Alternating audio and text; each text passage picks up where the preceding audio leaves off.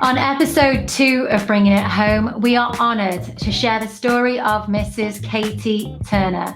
Katie is married to Darren Turner, who is the Aston Martin factory driver and has competed in championships such as the FIA World Endurance Championship, touring cars, and has won Le Mans 3 times. So let's hear from Katie.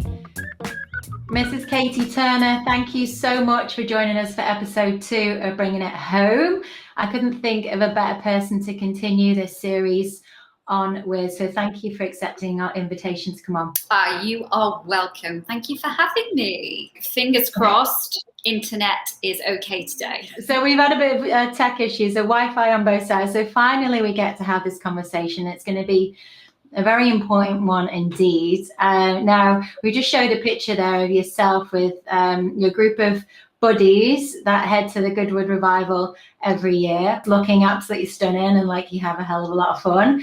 Now, anyone looking from the outside in would see all the glam and everything, which is obviously part of it, but there is the real life stuff as well. So you've gratefully shared some of your photo album from over the years. So we're going to be dropping some of those pictures in through the show today. Before we do that, then let's go way back, if you don't mind. So we're going to begin with before you met Darren, because you are a trained actress, right? So let's go way back. So you went to acting school. I did. I went to, well, it was called back then, it was called the Guildford School of Acting. And yeah, I studied there from 1998 to 2001. So it was, we've all actually been chatting recently about the fact we graduated 20 years ago, which is just beyond crazy for us all to get our head around, especially when I look at all my friends and where we are now. It's mind-blowing. So you shared a picture there of you in 2000, so it's you acting in 2000.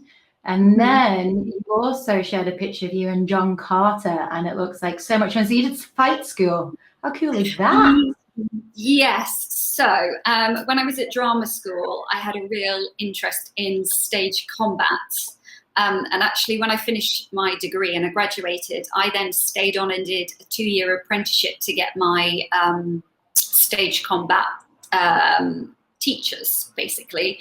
And during that, obviously, over the time, I met a lot of really amazing people. And one of the guys who was, he was sword master on the film John Carter on Mars. He said, did I want to come along and work on the film as, you're called special action? It sounds really cool, but it's not particularly, you're kind of a glorified extra, but you just do the fight stuff, really. So I was on it for 4 months, I think I worked on it, but I met some incredible people. I think in the picture, there's Chloe Bruce is in the picture, and anyone who knows anything about martial arts, I mean, she's a legend, and she's Daisy Ridley's stunt double in the Star Wars franchise. So she wasn't at the time, but she went on to do this. So, I mean, that was such fun. It was brilliant. But also with the picture, I don't know if you can see, but we had to be spray tanned within an inch of our life. We had to have tattoos put on, which took like 2 hours to have them all put on. And the costume, as you can see, is interesting as well. And I had this like face mask.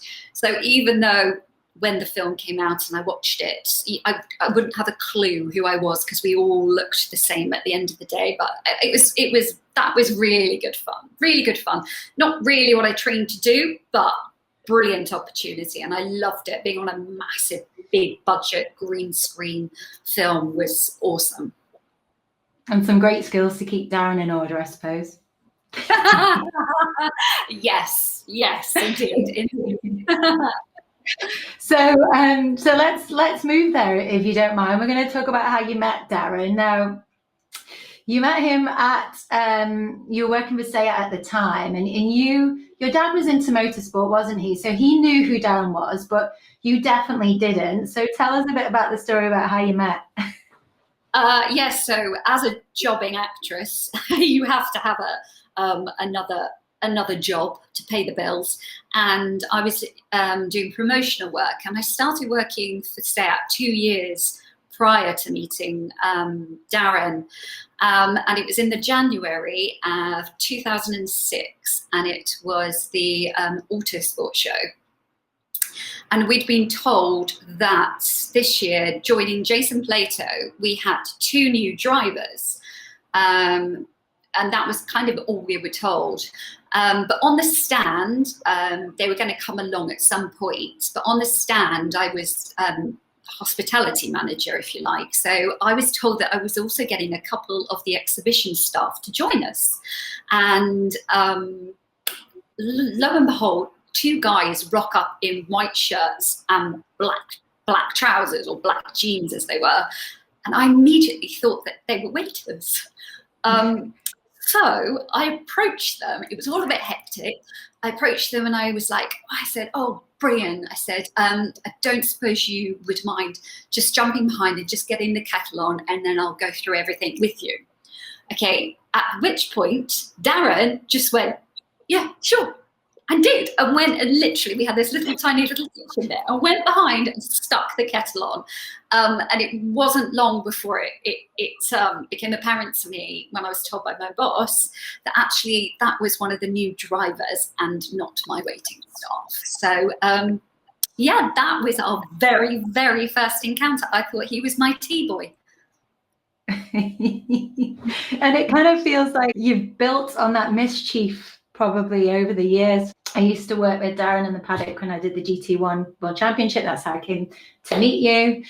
Mm-hmm. And the mischief that you always felt when you were around, the 2 of you, and I'm sure that's grown over the years. So you've kind of like planted the seed. When the 2 of you have come together, you've just been building that through the years and having fun whilst you've been doing it. Yeah, I think that is a very fair comment. We are like 2 little kids all the time. And anyone who's met Darren, they know he is just a kid at heart.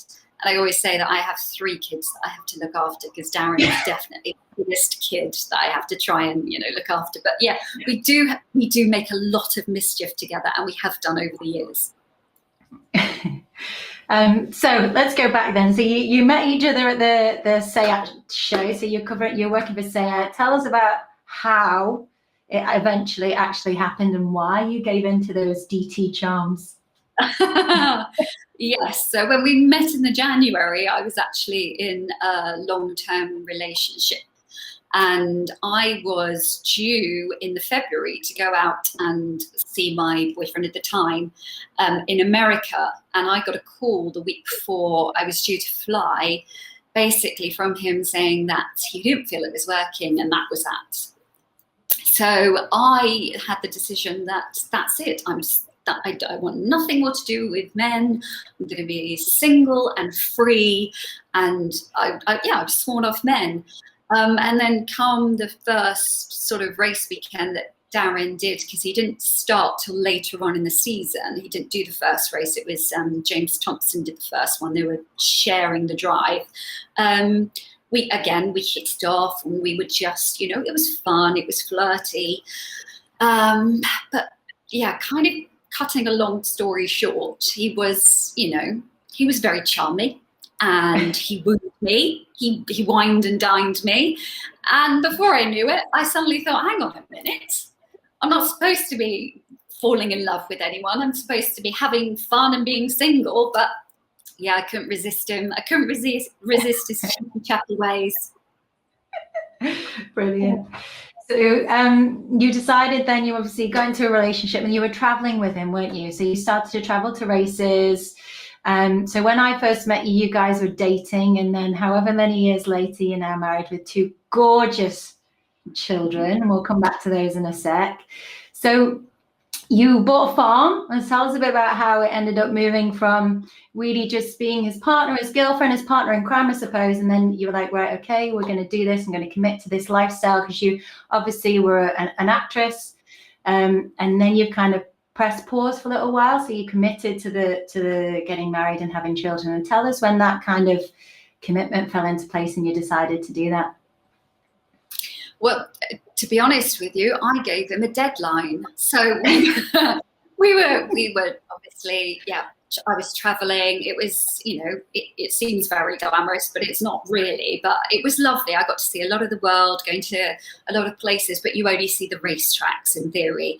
But I was still trying to act at the same time as doing that. And I was living in Surrey, and I was commuting to London for castings, and I had like a temp job there as well. And then it kind of got to the point where Darren had like bought this barn, a derelict barn that we were going to, well, we ended up doing up. But he just basically said, you know what, do you want to come and move up? Let's give this a go. So I did. So I quit the job in London and I moved up to, it's just outside Banbury. And we lived with his boss at the time, actually, because the barn wasn't ready to live in. So I actually moved in with Darren and his boss and his gorgeous wife, Jodie, and lived with them for a while.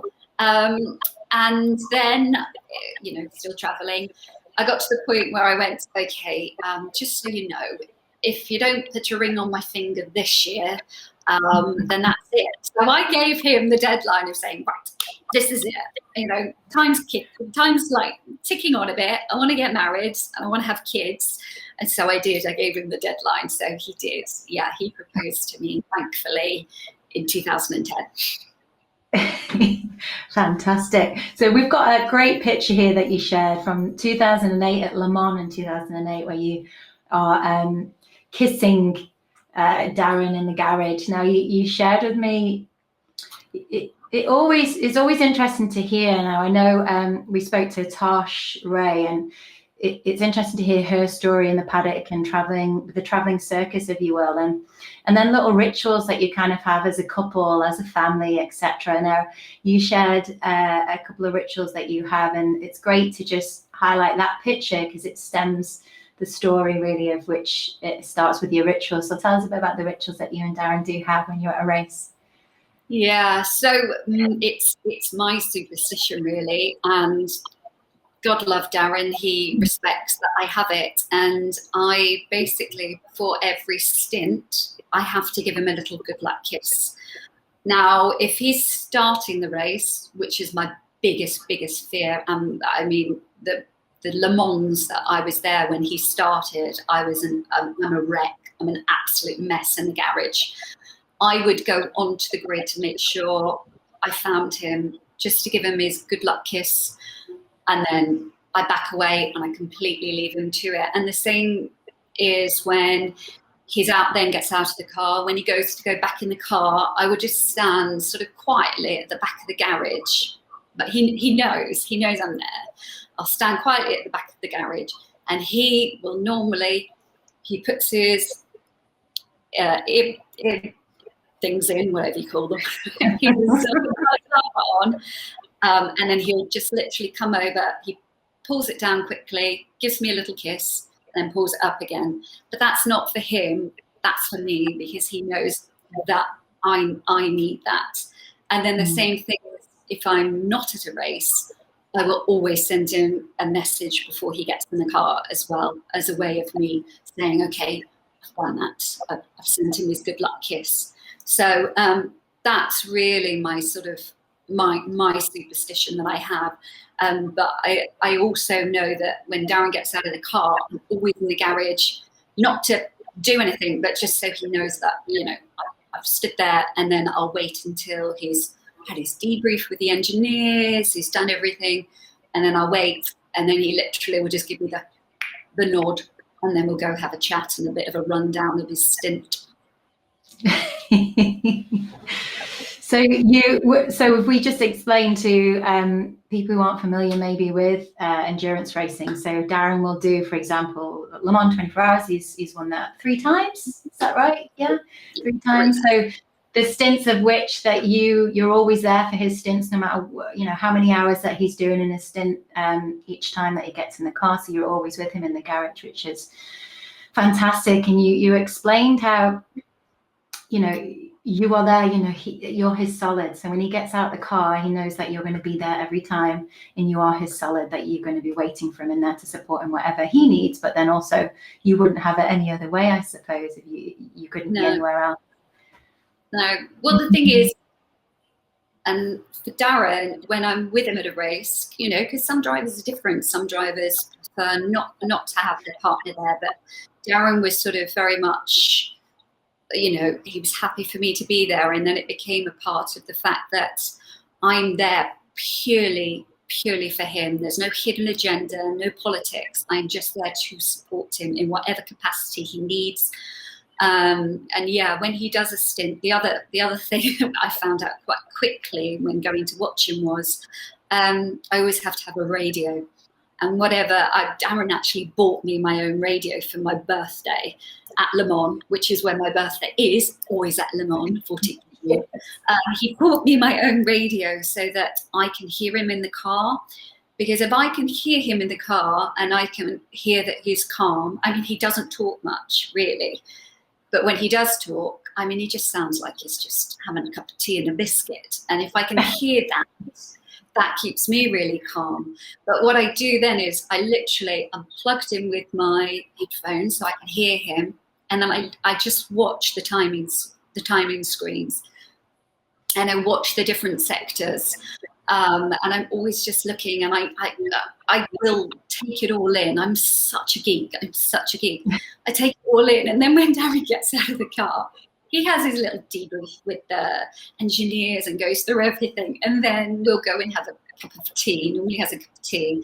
And it's normally, especially for a 24-hour race, it's normally at least double stints. You know, he did triple stints as well over the time.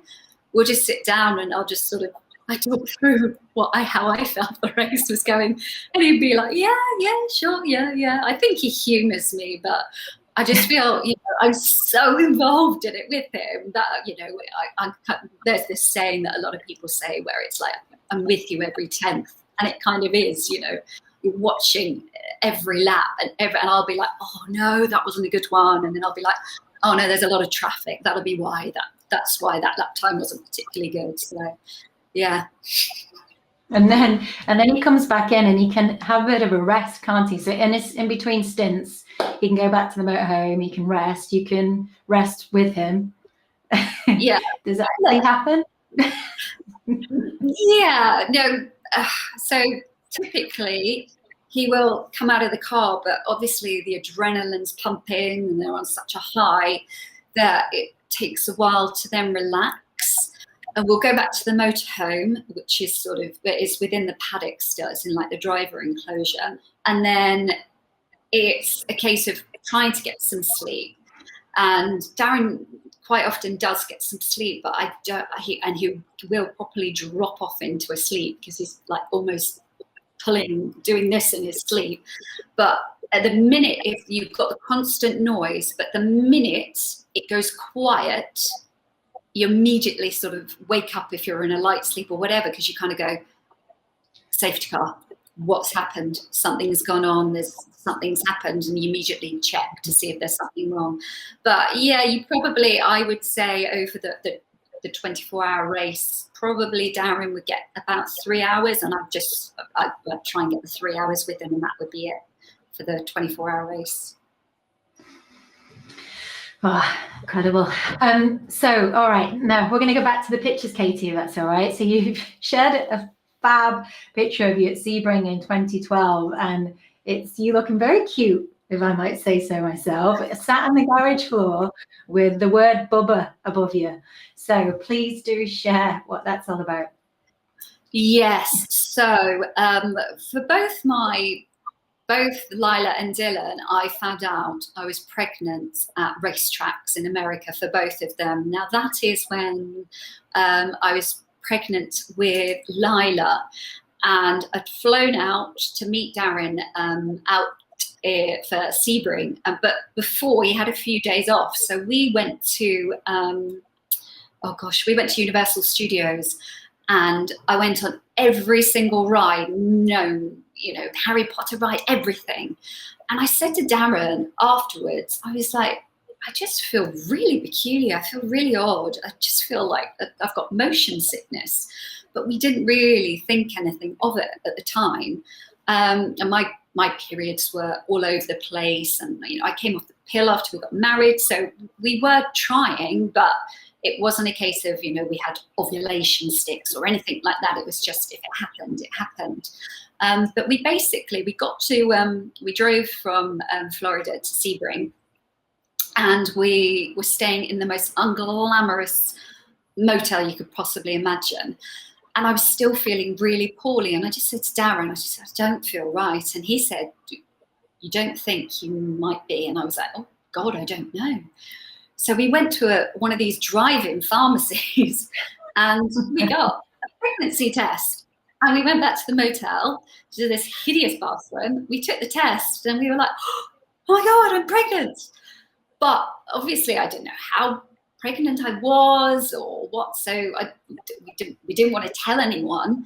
But I was going to the circuit, and in America, it's not like you have hospitality and fancy garages or anything. You're literally on the pit wall, and you have to wear race suits. So I'm in this race suit. I'm really hot. I'm feeling incredibly sick, and there was nowhere to sit. And I said to Darren, I said, oh my God, I don't know how I'm going to do it. I said, I've got nowhere to sit. So bless his heart, I was like, I don't want to look a diva. And he was like, it's all right, I've got this. So he got some like tape, and he just put a bit of tape on the floor and made that little sign saying Bubba, which is our nickname, Bubba with an arrow, so that I had this tiny little square that I could sit down on, and people just left me to it, just sitting on the floor, probably thinking, God, what is wrong with her? But I felt so ill. I was, awful. So then if you fast forward a year later, we've got a picture there of Lila with you at Sebring. So 1 year later, there she is at her first Sebring, ridiculously cute. A fantastic picture. Yeah, well, we decided that, you know, if Darren wanted to, you know, see his little girl growing up, then I'd need to travel around with him. So, you know, the brakes really did come on for acting, and I did sort of, you know, have to say, you know, this is it. I'm committing to, you know, being married, traveling with you, and having children. And so Lila, I think that, I mean, that wasn't even her first race. The first one was the Dubai race when she was, I think, 8 weeks old. Was there ever any discussion there? Or is it just like this is our lifestyle, this is the way it is? There was never any, was there a conversation? It was a case of, let's give this a go and see how it works. I mean, I'm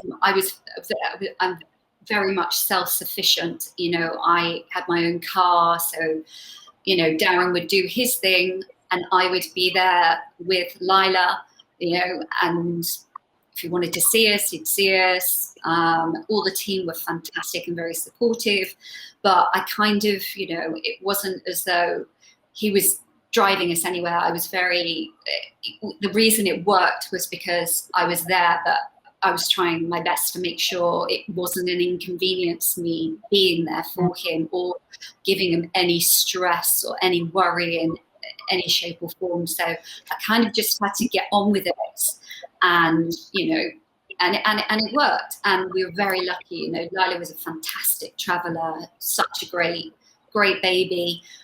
Didn't sleep much, but everything else, she was a very happy baby. She loved being in the garage. I've got so many photos of her with her ear defenders on, asleep.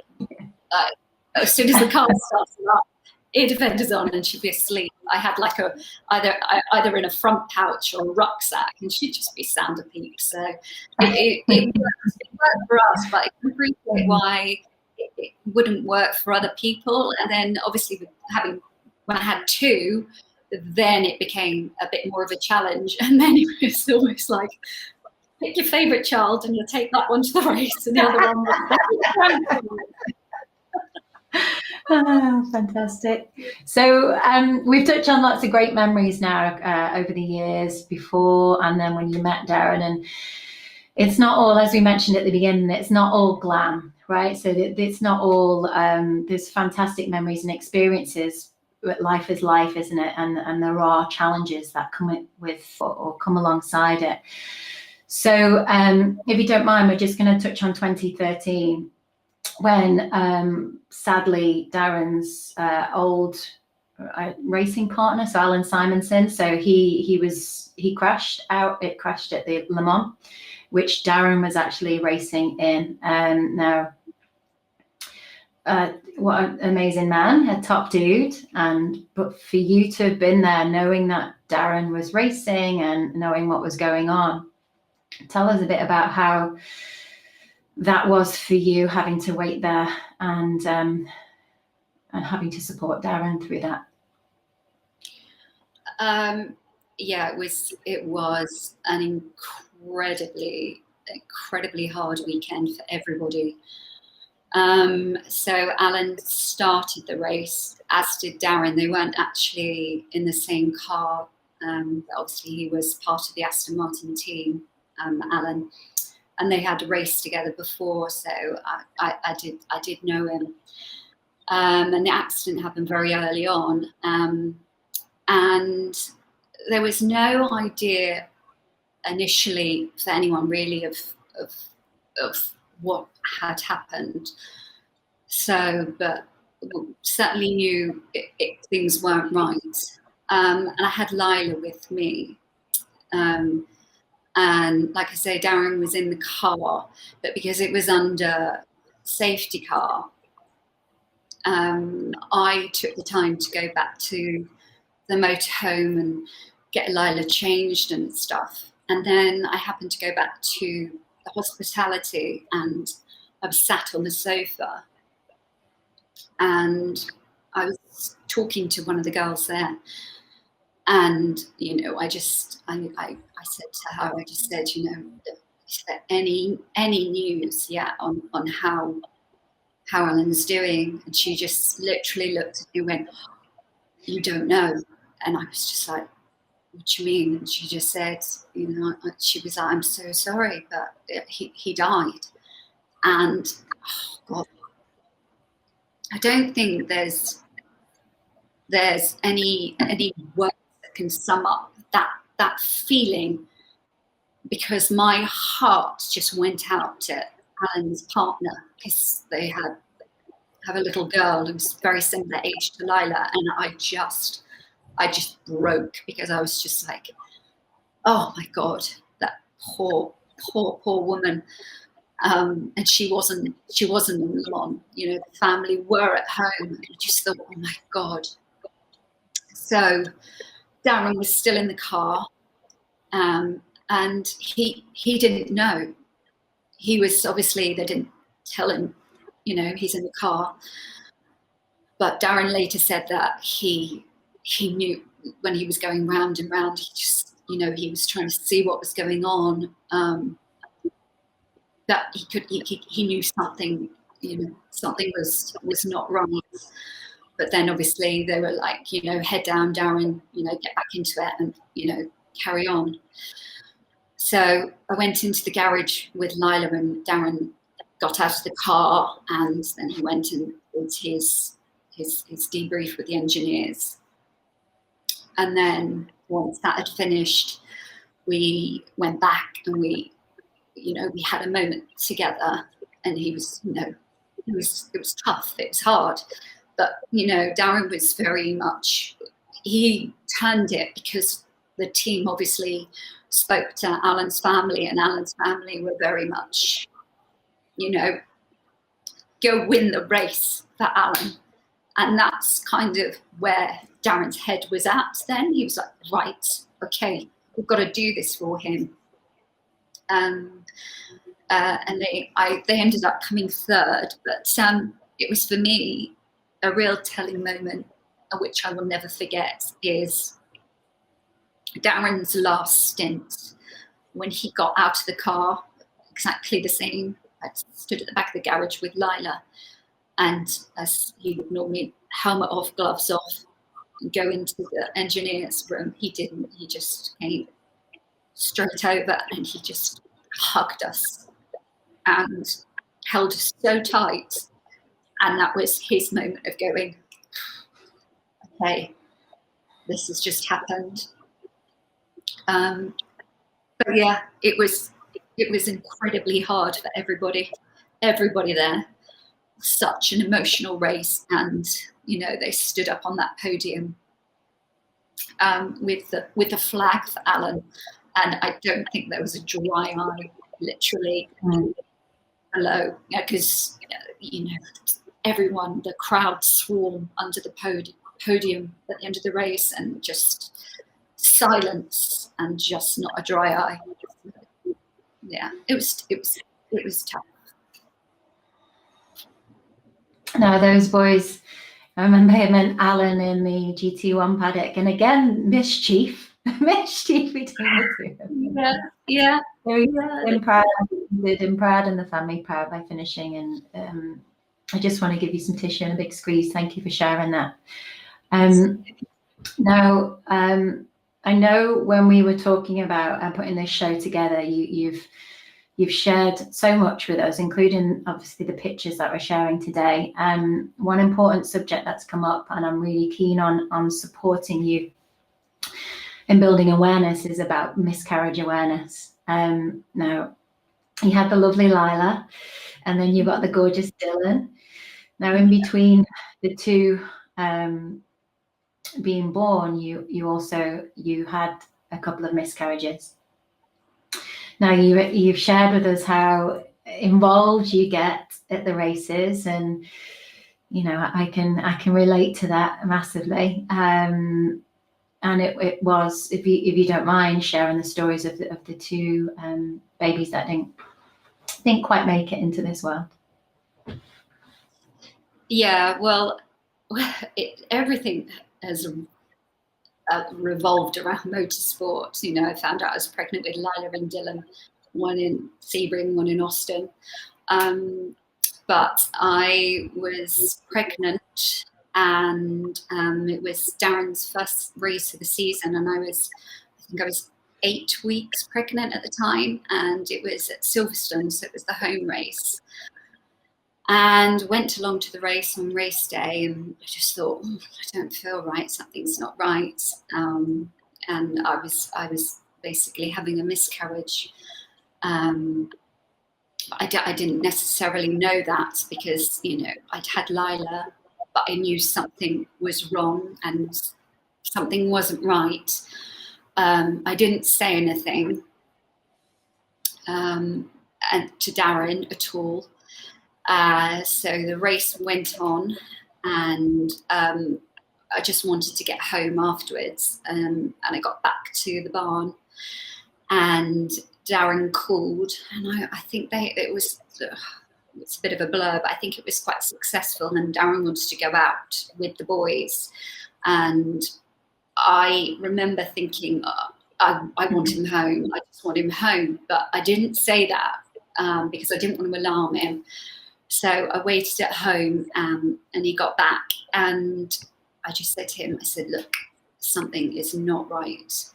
And we went the next day for the scan, and they confirmed that I'd lost the baby.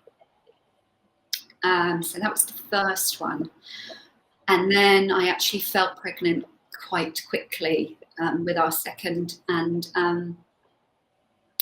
it was Le Mans this time, and 2014. And again, race day came, and it was the morning, and I knew straight away when it started to happen. I was like, I can't believe it, I'm losing this baby. And I was 9 weeks pregnant at that point. I'd had an early scan, so I knew the baby was okay before, and I was like, it's happening again, and it was just before the race was about to start. So again, I was like, right, well, I can't tell Darren because he's got a 24-hour race to do. So we hadn't told anyone either. Sorry, I told my sister before I went over there. So I dropped her a text, and I just said, I think it's happening again. So she texted me, and she was like, are you going to tell Darren? And I was like, I cannot tell him. His mind has to be completely focused. But the hardest thing was him kissing my belly and saying talking to the belly before he'd go for his stints, and having a little chat, and me having to just play along. Well, deep down inside, I knew I was losing this baby. So it was incredibly hard being away from home, having this miscarriage, not having anyone to talk to or support. But aside from all of that, it was the lying to Darren for the whole of the race and not telling him, which he understood why when I did tell him afterwards. He was cross. He was like, you should have told me, but he understood why I didn't tell him, and he appreciated why I didn't tell him. But it's a miscarriage that you both go through, and for me, I immediately, as from talking to other women who've had miscarriages, you do blame yourself and you do question why. What did I do wrong?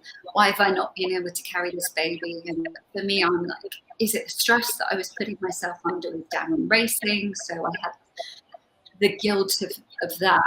But the way Darren and I looked at it for both of those miscarriages, we just said, these two little souls that didn't make it into the world, they just decided that motorsport wasn't for them.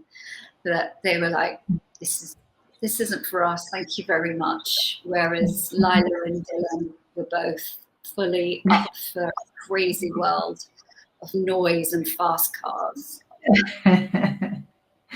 Oh, you've shared some fantastic pictures of them in there. You can see on your socials as well the picture of the kids in their fire suits. So they got their Aston Martin fire suits. It's just absolutely adorable.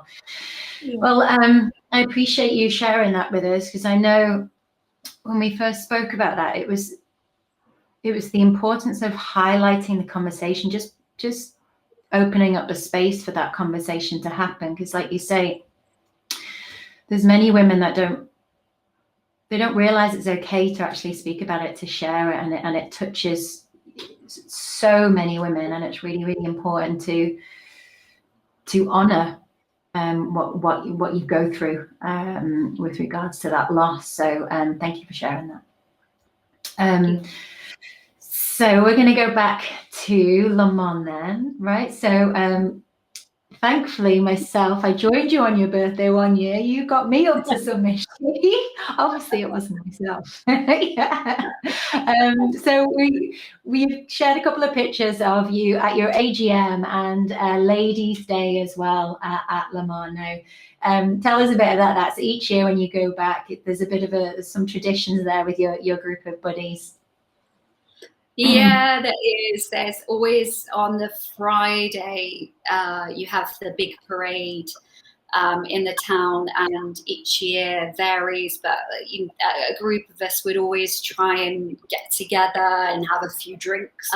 So there's always, drinks had then, which is, fun and mischief, as you know. It's quite often. And then on this Saturday, I was introduced to the AGM by Fee Miller. She took me, my first Le Mans I did was 2008. And she was like, right, so, we try to meet up the girls on race day when the boys are all racing. We try and meet up and have a glass of champagne. So this tradition is before me. Kelly McNish was there as well. She was a founding member, and Laura Coppin, Autosport, was there as well. And then each year you get different wives and girlfriends joining, and we sort of roughly about an hour or two after the race starts, we all try and congregate somewhere. It was the champagne bar, then there was a ladies' room, and then Aston very kindly let us use the hospitality, so I kind of hosted it. And then it would grow and grow, and there'd be lots of us. I mean, we had the Frankittis joining us as honorary boys coming, and each year it would be different. But what was really telling for this gathering would be, you knew whose husbands or boyfriends were in the car, because those women had an earpiece in, and we'd be chat, and then suddenly they'd be like, hang on, look, I've got to go. And they'd shoot off, and then someone else would come in. But it's lovely. It's a really nice social, and in fairness, I don't see them all from one. I see them there, and then it'll be another year, and then I'll see them again. So it's really lovely to catch up, and and it's all different nationalities as well. So it's lovely. It's great for the fun, but also when you need that support, that when you go to a big endurance race like that and what it entails, yes, there's that great side, that fun side, a social aspect, but also you've got that network of people to support you if you do need it to lean on as well, right? Yeah, absolutely. And in fairness, going back to the miscarriage, I